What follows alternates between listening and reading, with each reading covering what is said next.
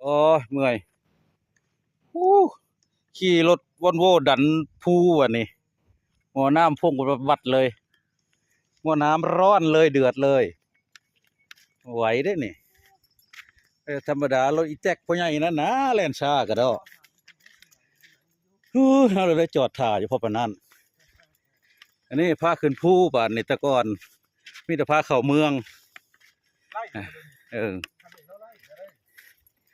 เดี๋ยวพาเข้าเมืองแต่ก่อนวันนี้พาเข้าป่าอันนี้อ่างยากุชินะครับ ยากุชิอ่างยากุชิหมองอาบน้ำยากุชิมัวเขายาวเดี๋ยวมานอนอยู่นี่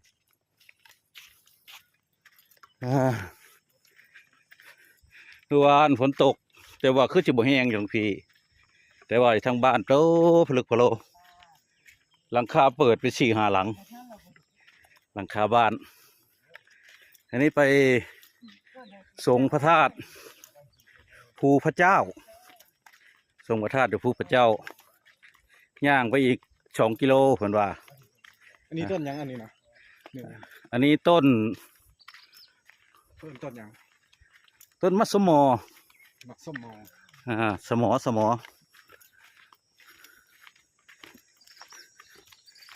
โอ้ยเมื่อยเด้พี่น้องแมวโอ้ยลืมเอากุ๊บมาเนาะกุ๊บอยู่รถโอ้รถไฟขึ้นสามารถแท้โอ้โอ้ยเขาก็บ่ต่ำหันเขาก็ขึ้นมาได้คือกันมันบ่ต่ำก่อนมันเตี้ยเนาะรถวันโวเนาะโมแม่นรถปีนภูรถปีนให้เป็นสวนรถแล่นในเมืองรถวันโวถ้าพามาแล่นขึ้นภูวันนี้ผู้ขับน่ะใจถึงอยู่แต่ว่ารถมันใจมันบ่ถึงมันฮ้อนหัวน้ำพดตับเลยบัดนี้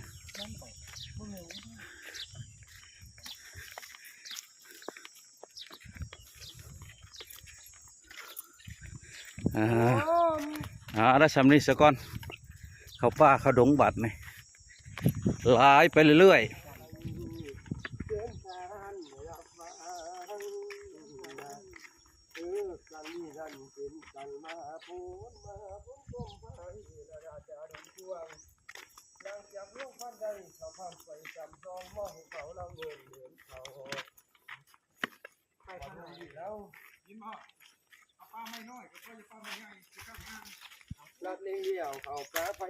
นี่ไปทางพี่เด้บัดนี่นกขันทองคันเกี้ยวเดี๋ยวหาอยู่ไกลดูกูจูกูอยากสู้กันกันจูจูขอแซะก็กระด้า ฝรั่งเทศนกขุนทองคันแก้วข้าวปลาจานเอียงออกมาจะร้องร้องถึงทำร้อง เดี๋ยวก็จะถึงแล้วประมาณ200-300 เมตรนะก็สิฮอดหม่องวันนี้บ่ได้ถือขาบ่ได้ถือไม้กันสั้นเกิดจากสั้นๆจักหน่อยเด้อภาพเด้อ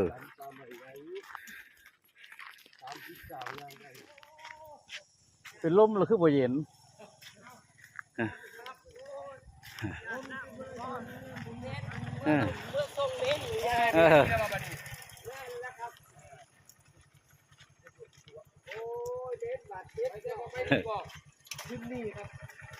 นี่เขานี่วันนี้มาหาพ้นปลาใหญ่เด้อวันนี้พี่น้องโอ้ย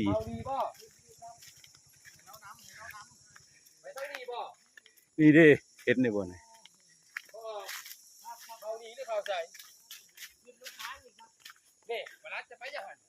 เอาก็ไปนี่ก็ซอดกันหันละฮะแล้วว่าจะไปหา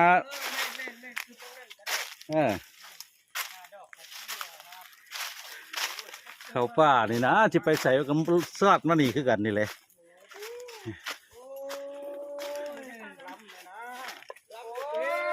อันนี้เขาป่าเขาดงโอ้ยตาย เมื่อวานในพายุวันนี้ขึ้นป่าบาดนี่หาเก็บดอกกระเจียว ไปไปไป ห่าน ไปถามบ่เป็นนี่แล้วแม่เป็นคุณแล้วนี่คุณมันแม่นี่ไปน้ำบ่เป็นก่อน ว่าแล้วเขาก็บ่ได้ถือคือกันแต่เขาก็ลืม รถวันโวเขาจะว่าหมอเดือดพ่อใหญ่นั่นนะเราขี่แตนซ่าโพดรถไปแห่งดันผู้บาทนี่มาไปตำมังหินในท้องมันจังมันอย่างมันต่ำอยู่นั่นโป๊กมันสงสัยสิได้เขาห้านศูนย์จะดอกบุญทรงนี่ถึงแล้วมาหาพูนป้าใหญ่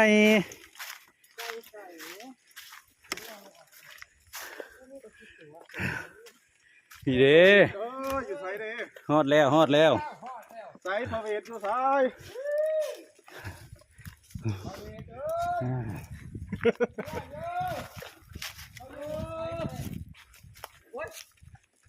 ลงบ้านเขาเอง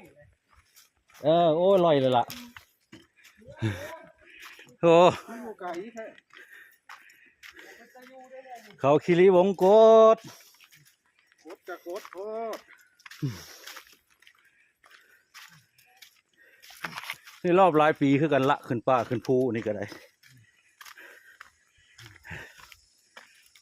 โอ้เป็นอากาศได้แบบนี้เนาะ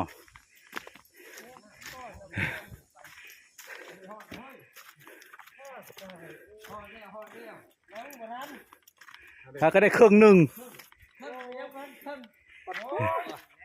พักแรกบาทนี่โอ้ยยกที่หนึ่งพักข้าวน้ำซะก่อนพี่น้องหาก็ได้ครึ่งทางย่างมาประมาณ300 เมตร นี่ครับหัวมันเล็กนี่ทางโน่นหินหัวเล็กนะ ยังอีกครึ่งหนึ่งประมาณประมาณเกือบกิโลพุ่นละที่ที่ย่างงานฮะโอ้ใช่เพิ่ง แม่นบ่อยู่กุตาแม่นเพิ่งเขาได้หมานเลยน่ะหมายไปเด้ออาจารย์บ่แล้วหมายไว้น้ำบาดตอนนี้แม่ให้เพิ่นค้ำคูณทางขึ้นคำคูณเด้อ เพิ่งเข้ามาแล้วเพิ่งหลวงเพิ่งหลวงคำคูณผู้พระเจ้าผู้ตกเล่งขึ้นพระธาตุโอ้มีเพิ่งเผาวัดผู้พระเจ้านี่เพิ่งเผา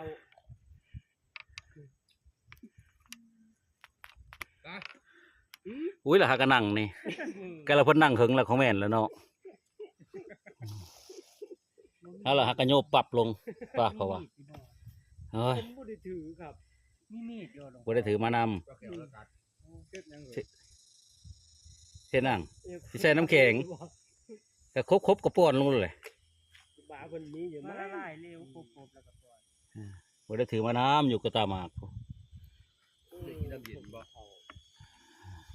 บ่ได้ย่างแล้วนั่นเป็นบ่เพิ่นลืมหยังนออันนี้มาจากภาคใต้พุ่นเด้นี่นะบ่ได้มาแต่ไกลบ่มาใกล้พุ่นเด้จากภาคใต้พระมหาขึ้นภูอยู่ใต้ก็มีแต่อันป่าหยาง ทะเลเหรออยู่พุ่นมีแต่ทะเลป่าหยางแบบนี้มาพาขึ้นป่าไม่ดิบลงเบิ่ง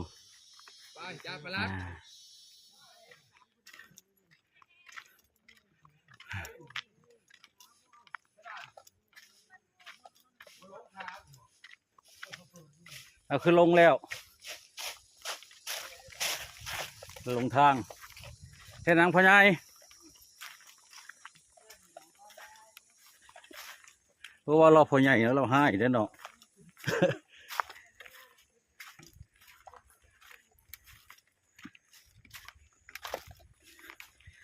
โอ้ยอะไรยกที่สองพี่น้องเอ้ยรอดบ่รอดกับยกที่สองนี่ละ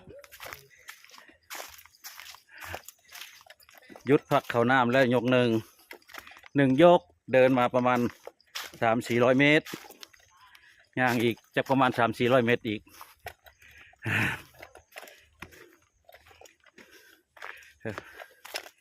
พากันไปส่งพระธาตุผู้พระเจ้าได้เวลาแล้วก็สิลงให้ลงนาชาวบ้านก็พากันมาส่งน้ำพระธาตุเพื่อให้ฝนฟ้าถึกตกถูกต้องตามฤดูกาลถ้าว่าส่งน้ำแต่ละปีผู้มีโชคก็มีน้ำหน้าให้หน้าตะกร้าฟ้าฝนชลทานตกดี เป็นความเชื่อของคนอีสานบ้านเฮาก้อยคนละเมย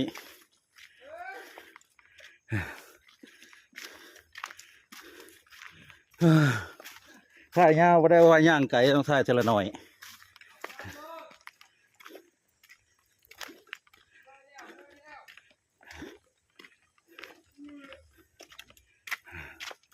อันนี้หม่องนี้สิเป็นหมู่บ้านเดี๋ยวจะพาไปเบิ่งหมู่บ้านจักหน่อยมาหอคอยหม่องพักคอยมาเด้อมาเบิ่งเด้อพักคอย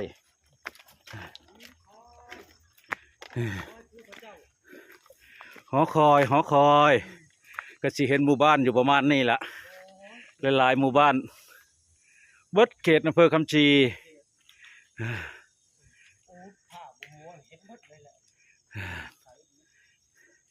อันนี้เป็นหอพักคอยอากาศร้อนช่วงนี้อากาศร้อนแดดมากๆเลย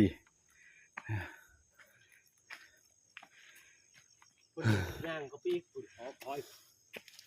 ยืนบนท้ายเลยแหละ นี่หอพักคอยนั่นบันม่วงนั่นบันเล่าโอ้เห็นมดตำบลมาโซนนี่เห็นมดตำบลตำบลนี่บันม่วงแม่นใกล้ๆมาทางพี่โคกประวายเมื่อยทางนี้อำเภอได้ทำนี้สักก่อนเด้อเมื่อนี้มาฮอดแล้วเด้อพี่น้องโอ้ยมันละเมยโอ้ฮอดแล้วเก่งก็ข่อยได้เจ้านี่เนาะเมื่อยได้ดังหอบหอนั้นมาหอดังเลยนี่น้อยคือพากันผักแล้วมนต์กูหมดเลย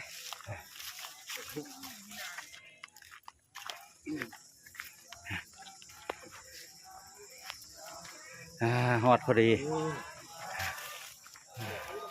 ถึงแล้วยอดภูพระเจ้าอันนี้เจดีย์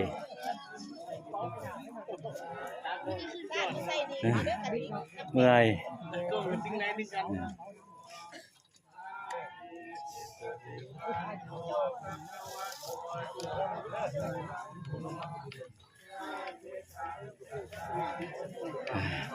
อันนี้เนน17 รูปพร้อมทั้งพี่เลี้ยงอีกก็ประมาณไม่ต่ำกว่า90 รูปแล้วก็ญาติโยมที่มาในวันนี้มาร่วมส่งน้ำพระธาตุโอ้ยเมื่อย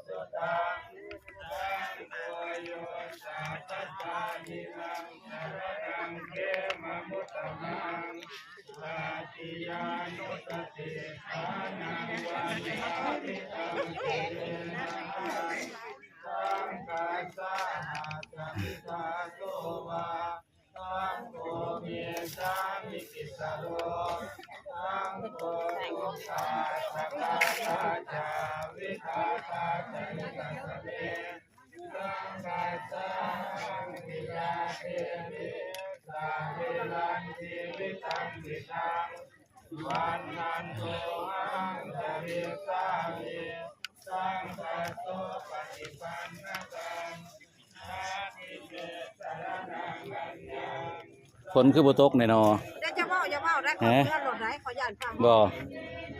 ก็พอจะเย็นละบัดนี่ ว่าไปบังมานี่โอ้ยคนแล่น คือว่าในบ้านตรงย่างเฮือนไปว่าหา6 หลังพุ่นละ โอ้ยลมแห้งอีหลี แห้งได้ปั่นลมปั่นมื้อนี้ฮ้อนขนาดบ่มีบ่อยู่พี่แต่ว่าถ้าน้องเอียนแห้งๆน้องเอียนก็ได้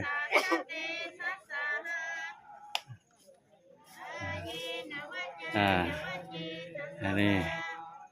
กำลังไหว้สวดมนต์ไหว้พระ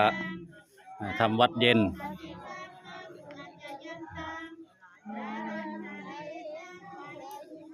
สูงประมาณ5-6-7 เมตร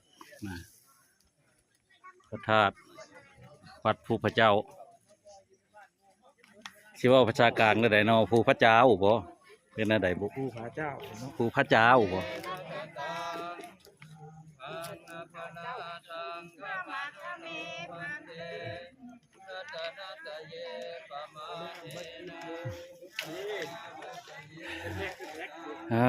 บรรยากาศในงานเบิ่งเด้อบาดนี่ ครับแล้ว ฮะโอ้ยมาอดน้ำตากล้องนี่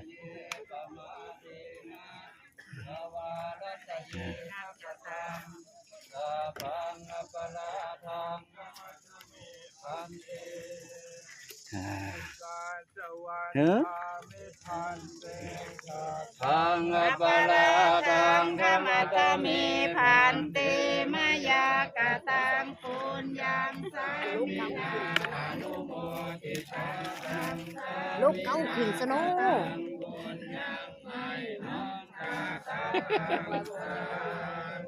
มันจอยสนุกมันขึ้น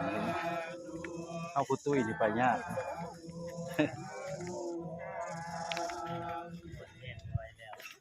เอา โอ้ย เพราะไปทั่วที่บ้าน ยื แล้ น ว บังให้แน่เด้อ บ่ พ่อห่ม บ่ได้ลดแล้วสงสัยมันสิเพิ่มเติมอยู่ เงาใหญ่ๆน่ะมายืนบัง อันนี้มุมอีกมุมหนึ่งของพระธาตุ มุมแท้จริงเลย อันนี้ ฉาก ก็ หน้า ก็จากคณะอำเภอเจ้าคุยมนต์ชัตกิจนี่ก็ได้เดินทางมาฮอดมาถึงขึ้นฮอดก่อนพระผู้ขา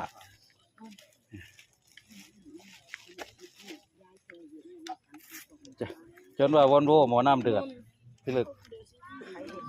มันดันขึ้นมา ทั้งไรเขาขี่ในทางเรียบสะดอกวอนโวเพิ่นมาขี่ขึ้นภู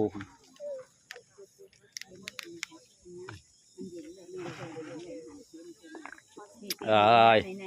มีแหงดีบัดนี้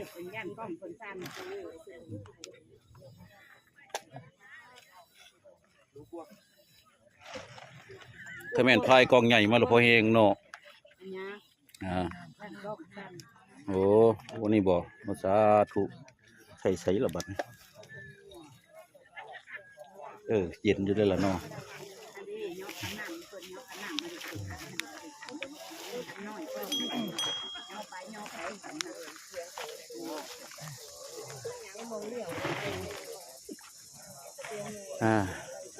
อันนี้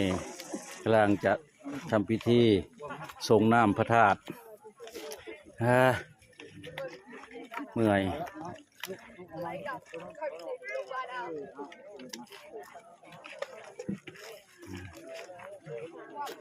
ตอนนี้ลุ้นถ้ากันลุ้นสิเป็นลมก็มีอันนี้ดมยาดมแล้ว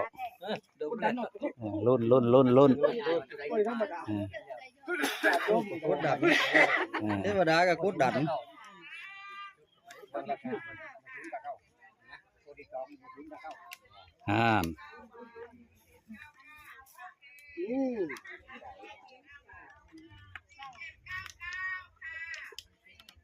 สวยเลขสวย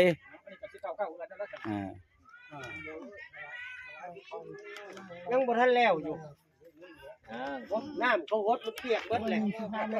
โอ้ยมันบ่แม่นได้มึงสิไปลงได้นี่ไหลลงพุ่นได้กินลงเลยแหละ ก็ยับออกเลยไหมเทวดาบุกล้าเขียนนั่นเนาะ โอ้ยแม่น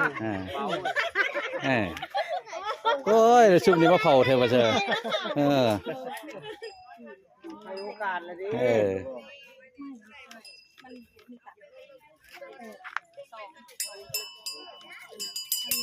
โอ้มันเด่นเยอะอยู่นี่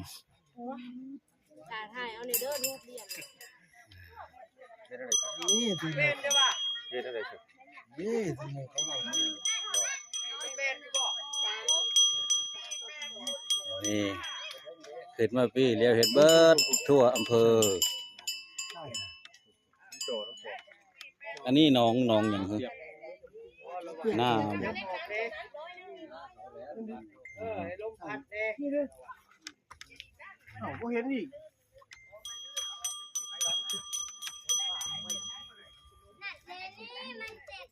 บริเวณตัวนั้นตัวน้ำ บ้านไว้ ไปมันมาลอย โอ้พูดปลาดงยางกันตรง ก็ นี้ เปียกก็เปียก ตัวอยู่ซื่อ ให้ใจเย็นๆก็ตอนนี้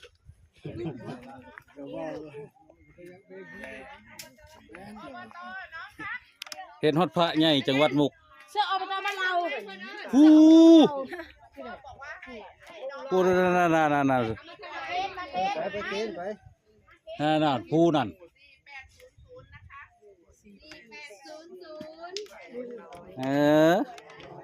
ศูนย์เลยเด้อฮะโอ้เบิ้ลคือเดียวเป็ดสามตัวกับเป็ดเลยเอาสามเด้อก็ไปสั่นละ มาแล้ว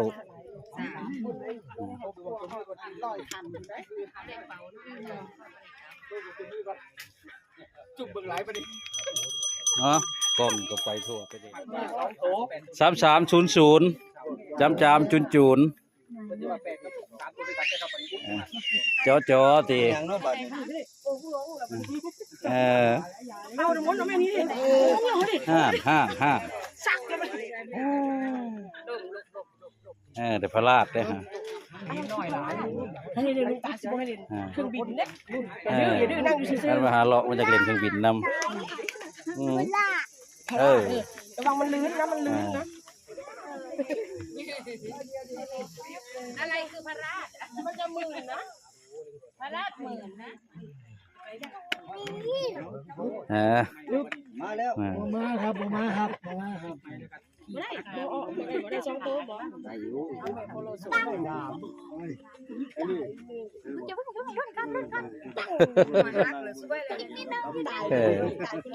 ลุ้นมาแล้ว หลังจากสงฆ์พระธาตุเสร็จลุ้นโชค แต่ละปีมีโชค มันหน่อยครับบ่น่ะแม่นวัวมันหน่อยวัวมันบ่ยาวลงมา ลมทวน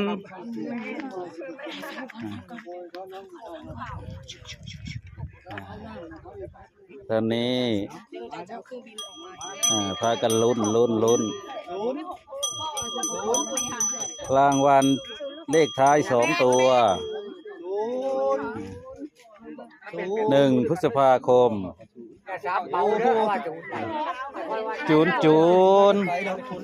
ไปอะไร330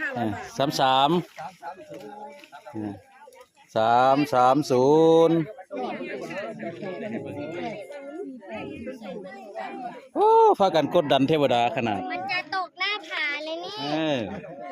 ก็เป็นตัวเดียวกับอาจารย์ว่าชื่อเป่าเข้าบริการเนาะอาจารย์จะตกหน้าผามันจะตกหน้าผาเห็นไหมน่ะเนี่ยนะกลับบ้านจบอันนี้ครับแล้วบัดนี้ครับฐานได้บัดนี้โอ้ยกี่คาดมือเดี๋ยวบัดนี้ได้ครับได้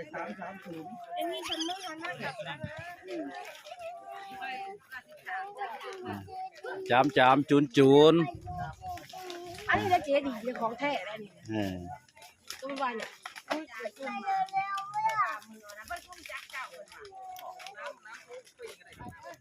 วันนี้กำลังลงส่งน้ำประทานเสร็จแล้วอันนี้ลงดอยได้บัดนี่ลงภูตอนขึ้นมานี่เมื่อยขนาดตอนลงก็เบรกอย่างไงได้บัดนี่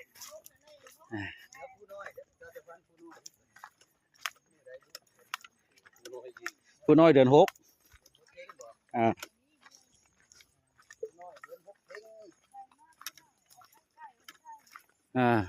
ให้ยังเอาไปต้มไก่บ่ฮะโอ้ปล่อยเหรอ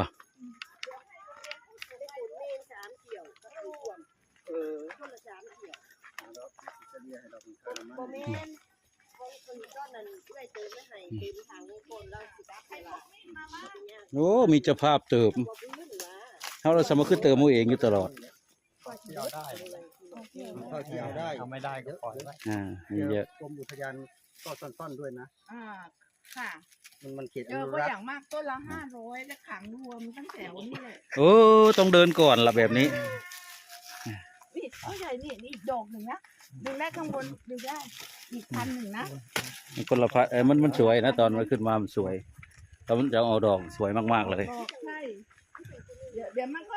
วันนี้มันจะออกไปเรื่อย มันมีเยอะแถวนี้แต่ว่า ตอนแรกผมก็นึกว่าแม่น หลบเจออะไรก็หลบๆหน่อย เสื้อเขียวนะร้านบ่ นี่ว่าหัวบุกเลงอยู่วังนี่วะฮะใต้คุณบ่บ่แม่นเอาวังผูกถ่ายไว้อยู่ได้ตกวังนี่แหละว่าพวกนี้แหละว่าฮะขาคอย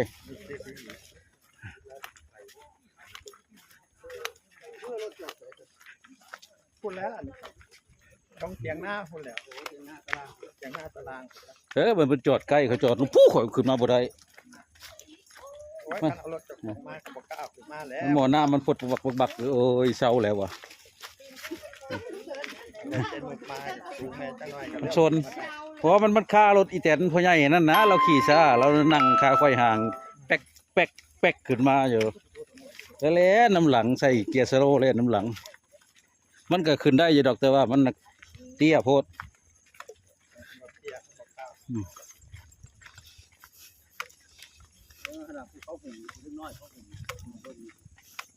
นี่หัวบักเลงนี่ถึงแล้ว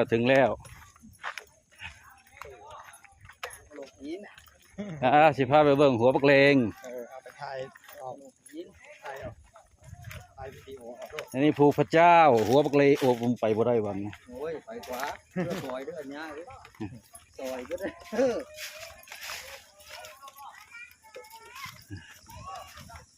ตอนนี้มาดูหัวกะโหลกเป็นหินสมัยก่อนเป็นซุ้มของเสือเป็นฐานของนักเลงนักเลงใหญ่เพิ่นว่า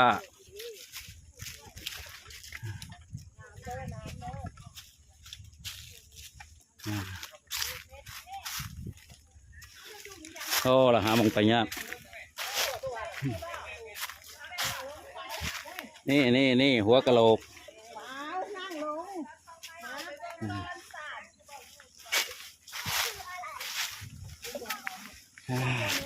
แดดมันจะแรงนี่ภูมะเร็งเป็นหัวกะโหลกอันนี้เป็นจมูกนี่แหละน้องฉายาน้องมักเลงอันนี้เป็นหัวกะโหลกอันนี้เป็นตามีสันดังพวกนี้ มีตามีจมูกหมดน้ำเลยวันนี้ อันนี้ได้บักยังอันนี้บักเล่นอันนี้นะเอาอันนี้บักเล่นอันนั้นบักเล่นอันไปหายโดนตาครับครับเล่นเล่นทำไรขอโชคขอลาไปพี่น้องเด้อหัวหน้าเด้อให้ได้รางวัลที่1ผู้ขู่คนได้ประเทศไทยมีว่า4 ใบโอ้ยจักหลายอยู่เลยว่ามีแก้มไหม นะแก้วไม่มีครับเดี๋ยวจะพามาดูฝั่งนี้เบิ่งดูนี่มันจะเป็นหัวกะโหลกนะเป็นหัวกะโหลกมีจมูกมีตานี่ จมูกไม่ใช่จมูกฝั่งนั้นรูจมูกก็มีรูจมูกด้วย อันนี้มันแดด รูจมูกด้วย แดดแรงแดดแห้งโพดมันระเบิดเห็นคักพี่มาถ่ายทางพี่มันยังเห็นอันนั้นนะกล้องนิ่งภาพนิ่งนะเนี่ยมีตามีหูมีจมูกก็มีโกนหูดังพร้อมเด้ละบ่ได้แม่นธรรมดาเด้อนี่หูจมูก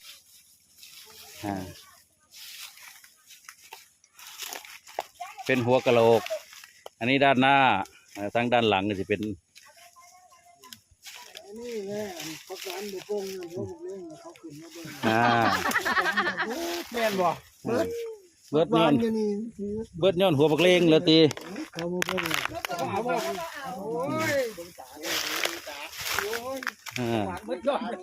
นี่หัวกะโหลก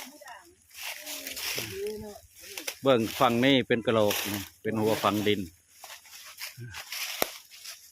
ตอนกลับเดินแป๊บเดียวถึงตอนไปเดินนาน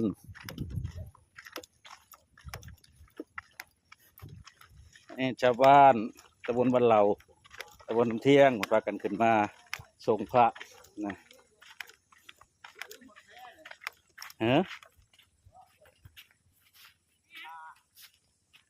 ของไผ่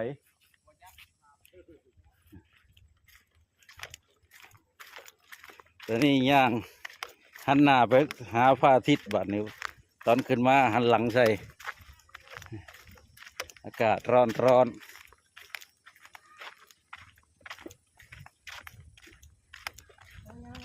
อันนี้ป่ายังสมบูรณ์อยู่จักหน่อยอยู่เป็นเขตอนุรักษ์พันธุ์สัตว์ป่าภูสีฐานแต่ว่ามีเป็นที่ทำกินของชาวบ้านเพิ่นเป็นไหนาเป็นไร่นาทำกินที่ทำกินแต่ไม่มีโฉนดไม่มีที่ใบต่างๆมาทำกินได้แต่ห้ามขายเป็นนาภาษาอีสานว่าหน้าภู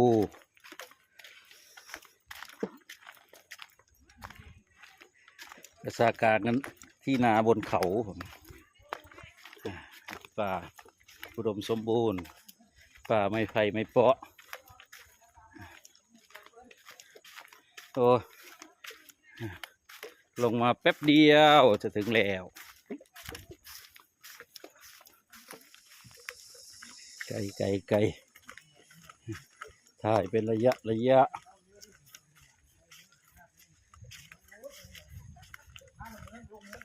ตอนขึ้นไปใช้เวลา1 ชั่วโมงตอนลงมาใช้เวลา30 นาที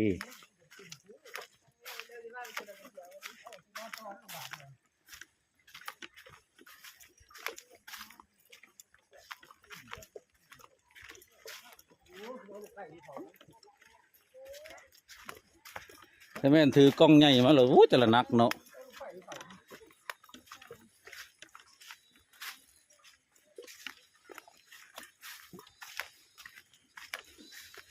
ทางเก่าอยู่เข้ามาคือบริรอดอันนี้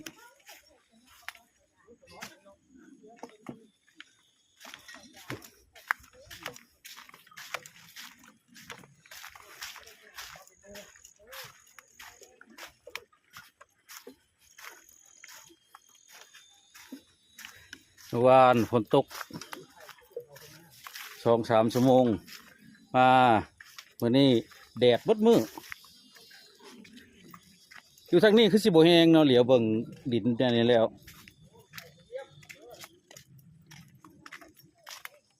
คือสีแห้งๆอยู่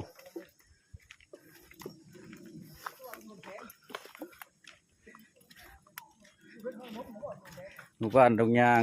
26 หลังคาที่มันลุไปพายุฤดูร้อนเมื่อวานฝนตกมีฟ้าผ่าน้ำพร้อมเช็คได้ผ่าอยู่ใส่ละ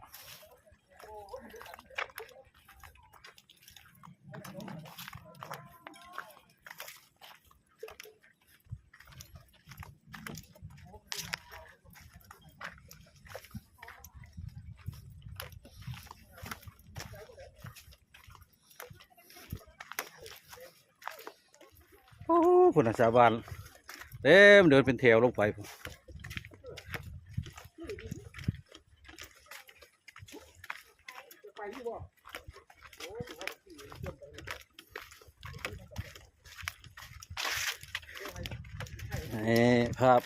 ภาพสิบนิ่งเป็นใดเพราะว่าโดดก้อนหินอยู่เพราะปะนั้น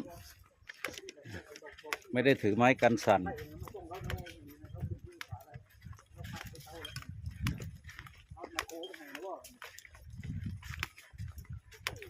โอ้อันนี้ก็สอนน้องนะสอนให้มันได้ดีเด้อ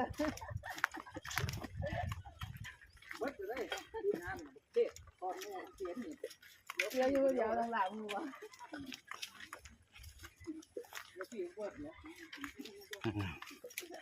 นี่ได้ครึ่งทางแม่นบ่คือครึ่งทางเลยเนาะ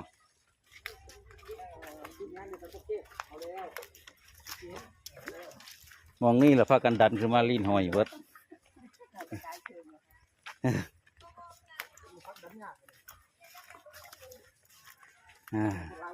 ตอนลงสบายสบาย หอดตอน ยังอีกกลุ่มหนึ่งทางหลังมันจะมาอยู่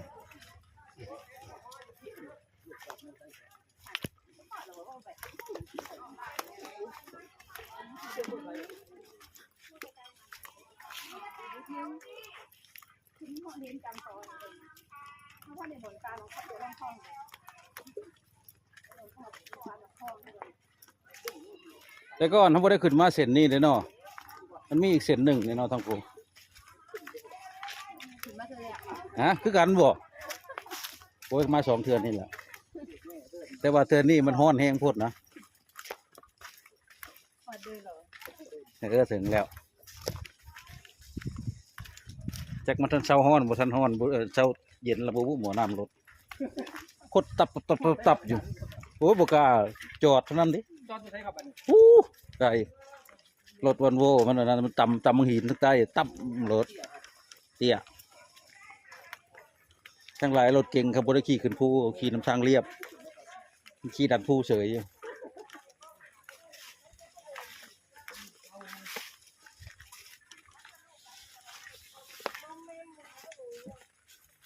เอาเป็นอะไรคือ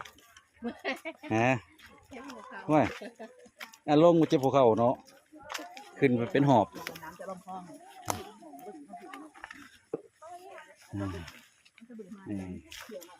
เสร็จแล้วกลุ่มไปได้ทุกทาง เก่งจังเลยลูก ฮะ ตัวเล็ก เราจะไปโน่นบ่นั่นน่ะ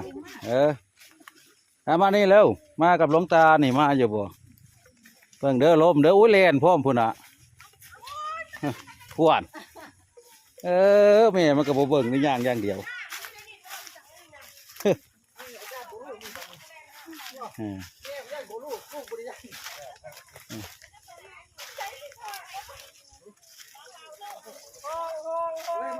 นี่ตัวเล็กนี่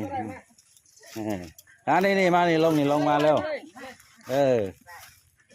เอาแล่นเลยตัวกระเปียก ค่อยๆเดิน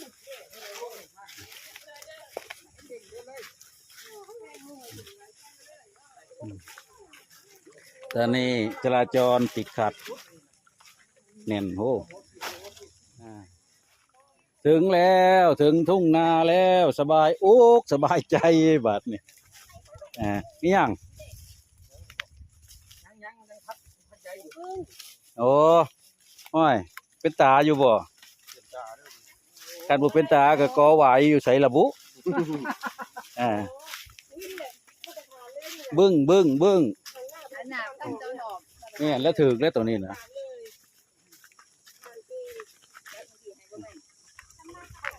โมเมนต์ก็คุดไว้ท้า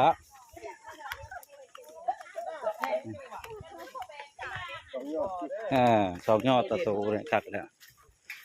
ถึงแล้วตอนนี้ลงมาที่ราบแล้วปู๊ดนะ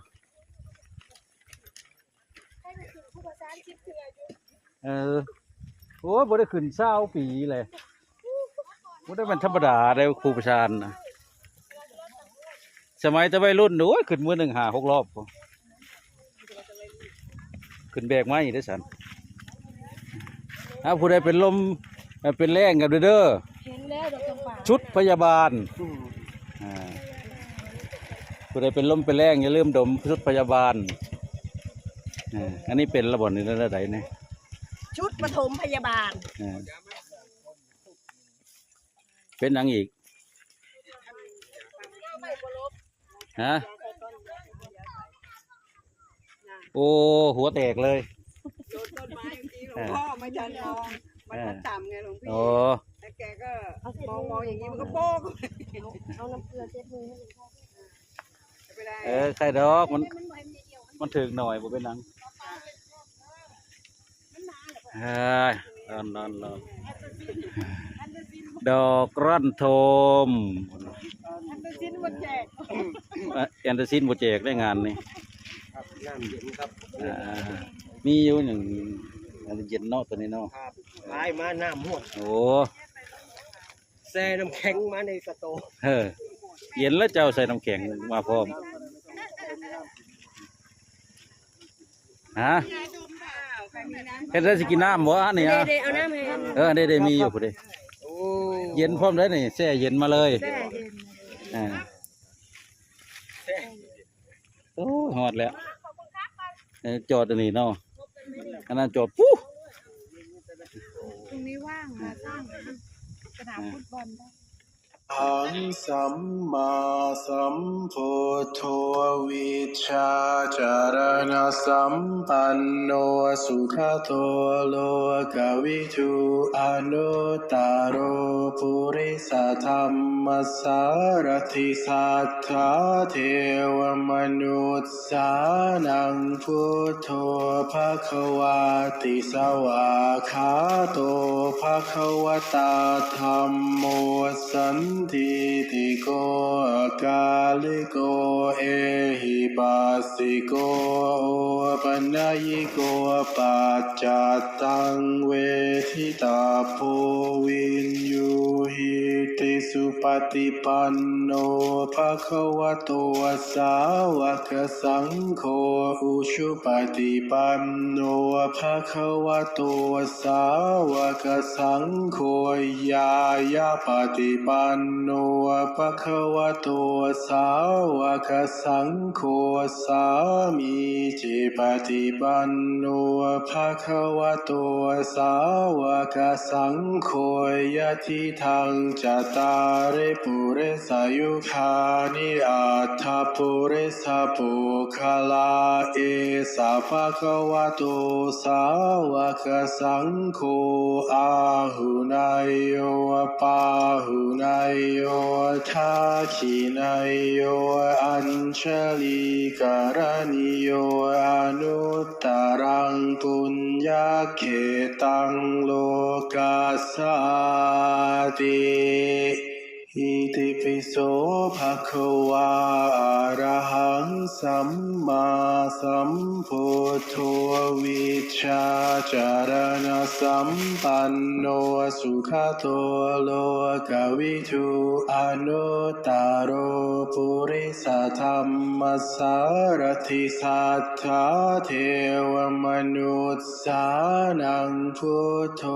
ภควาติสวากขาโตภควตาธัมโมสันทิติโกกาลิโกเอหิปัสสิโกปัญญิโกปัจจัตตังเวทิตาโพวินยูหิติสุปฏิปันโนภควโตสาวกสังโฆอุชุปฏิปันโนภควโตสาวกสังโฆยายาปฏิปันโนภควโตสาวกสังโฆสามีจิปฏิปันโนภควโตสาวกสังโฆยะทิทังจตาริปุเรสายุคานิอัตถปุเรสปุคลาเอสาภควโตสาวกสังโฆ อาหุนายโยปาหุนายโยทักขินายโยอัญชลีการณิโยอนุตตรังปุญญาเขตังโลกัสสาติอิติปิโสภะคะวาอะระหังสัมมาสัมพุทโธวิชชาจารณะสัมปันโนสุขโตโลกวิทูอนุตตโรปุริสธรรมสารถิสัทธาเทวมนุษย์สานังพุทโธภะคะวาติสวากขาโตภะคะวตาธัมโมสันทิติโกอาลิโกเอหิปัสสิโกโอปัญญิโก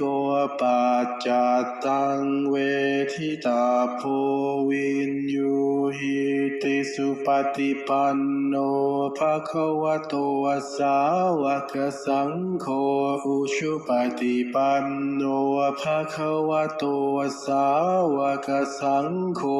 ยายาปฏิปันโนภะคะวะโตสาวกสังโฆสามีจิปฏิปันโนภะคะวะโตสาวกสังโฆยะทิทังจตาริปุเรสายุคานิอัตถปุเรสปุคลาเอสะภะคะวะโตสาวกสังโฆอาหุนายโยปาหุ